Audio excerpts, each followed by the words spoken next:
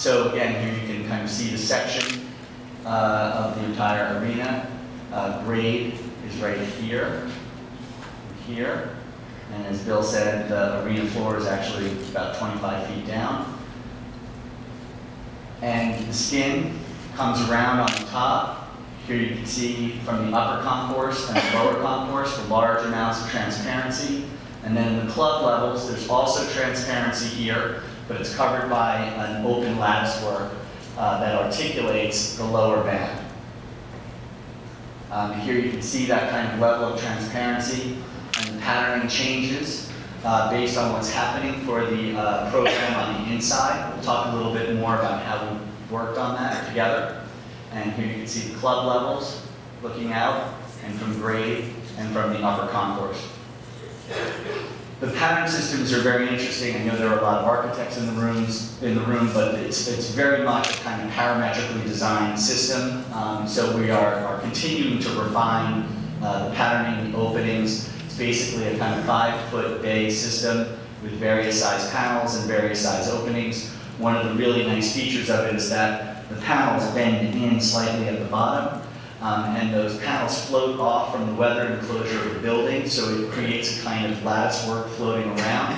And that would be something that during the day would be very nice because it breaks down the scale of the building by having these perforations in it, which would be shadows during the day. And at night, it would be very softly lit from inside, where instead of having big spotlights on the building reflecting into the neighborhood, the only part that you would see lit up is really the kind of light that reflects off these slight little folds.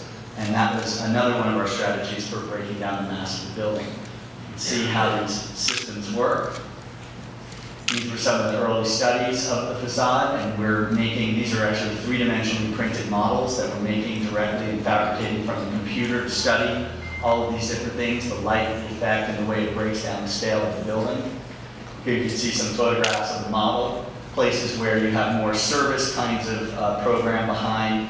The patterning gets more solid. The upper level is always open. There's sort of aesthetic patterns and also performative patterns in the upper halo. And then in places where it needs to be open, it's quite an open lattice work.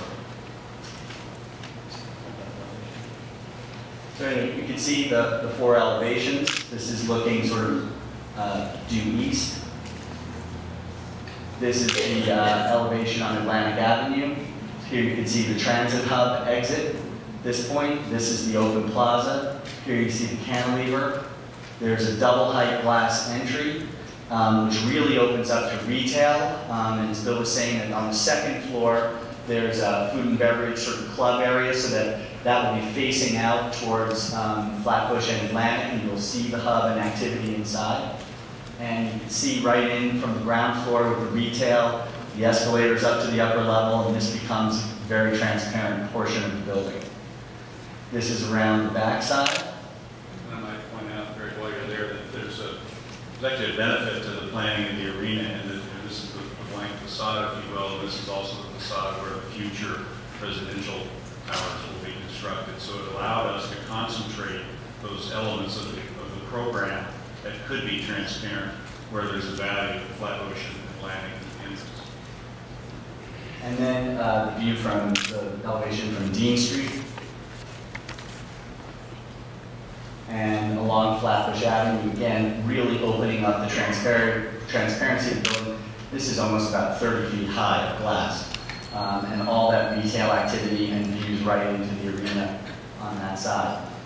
The materials that we were looking at is a weathered steel. And this isn't going ahead. There we go. This is actually a full-scale mock-up that we've made of the panels. So again, you can see the folded piece.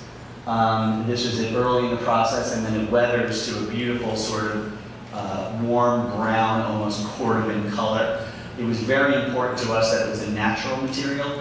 We didn't want a kind of shiny stainless steel or a painted material that would fade over time. We wanted something that would patina, and something that was both warm, but also very urban at the same time. An example of this material is at the Ford Foundation building. In Manhattan, this was installed almost 50 years ago. So you can see the kind of color and natural variation that you get in the material, and it's really quite beautiful.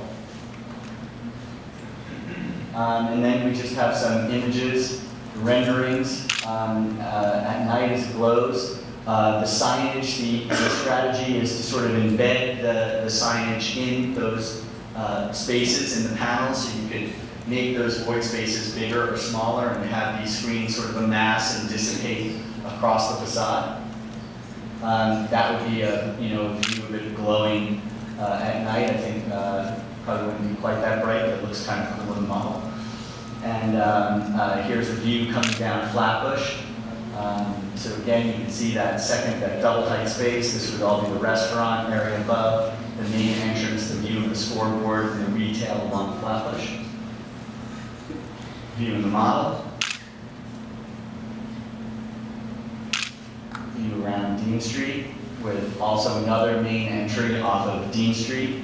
Here you can see the loading docks right here, and actually tower number 2 would go right in this location. View from above, from Atlantic and 6th. So tower 4 sits right here, tower 3 sits right here, and tower 1 sits here.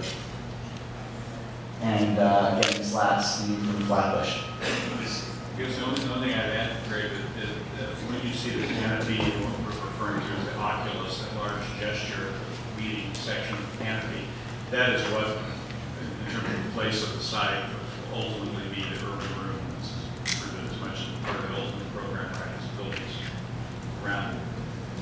Absolutely. So I think with that, we'd be, Rick, if we're ready, we'd be happy to take some questions and continue the conversation.